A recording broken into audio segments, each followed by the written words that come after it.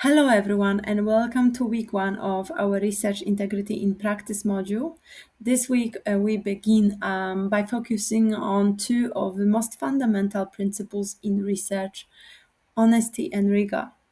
At first glance, these words may seem similar. We all have sense of what honesty means in everyday life. And many of us think as rigor as simple paying attention to details. But in research, these principles have very specific and important meanings. They are the foundation of responsible conduct and trustworthiness of the knowledge we produce as researchers. Throughout the week, we will explore how and what honesty means in both everyday life and in research practice.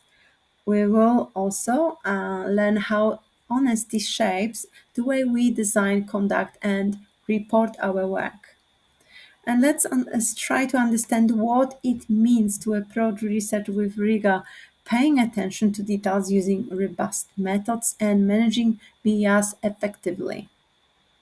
So we start with honesty because it is such a basic expectation. Just as we value honesty in our friends, businesses, and governments, honesty in research is essential for credibility. In practice, this means presenting information truthfully and accurately at every stage of the research process, from the way we design our project to the way we collect data and right through to how we publish or present our results. It also means including inconvenient findings, acknowledging bias, and giving proper credit to others' work. Honesty is not only about your own conduct, but also about setting an example and supporting responsible behavior in the teams and institution you are part of. Riga, on the other hand, is about how carefully and thoroughly research is carried out.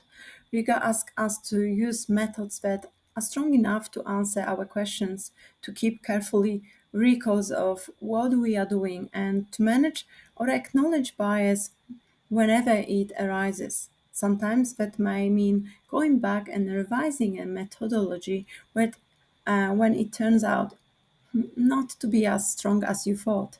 It also means being transparent about your approach so that others can trust your findings. Rigor complements honesty.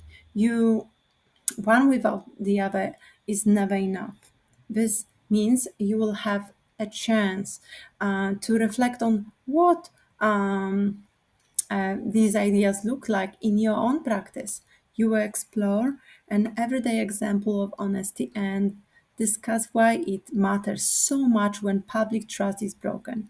You will also step into the shoes of a new researcher, Ella, who is beginning her first project after finishing her PhD. Through her story, you will consider the choices she faces and how principles like honesty and rigor shape her work. These scenarios will help you think through how abstract ideas make a real world decisions. So, by the end of the week, you should feel more confident in identifying issues of honesty and rigor. You will be more prepared to make principled decision in your own research. And as always, it's you who will contribute. It's not only about reading, but it's also contributing to our online discussion.